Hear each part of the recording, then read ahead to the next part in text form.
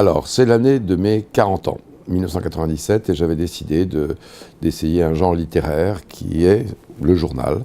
Donc j'ai tenu assidûment cette chronique, qui est à la fois une chronique intime, parce que je parle de moi, et c'est l'année où je publie un roman sur Vichy qui s'appelle 1941, qui s'est pas mal fait descendre à la rentrée 97. Donc c'est l'histoire d'un cobaye, ou c'est l'histoire d'un...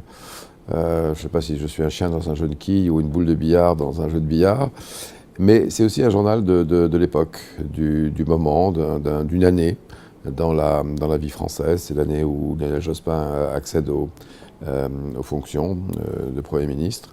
Et c'est comme une galerie de tableaux, il y a beaucoup de portraits. Je faisais beaucoup de journalisme à l'époque, donc on voit passer Woody Allen, ou Eva Herzigova, ou Claudia Cardinal, ou Sophie Marceau, ou Jean-Paul Gaultier. Donc c'est une année dans la vie d'un homme, et en même temps c'est une sorte de panorama d'une époque qui peut poser aussi à chacun la question du 20 ans après, c'est-à-dire qu'est-ce que nous faisions en 97, où sommes-nous en 2017.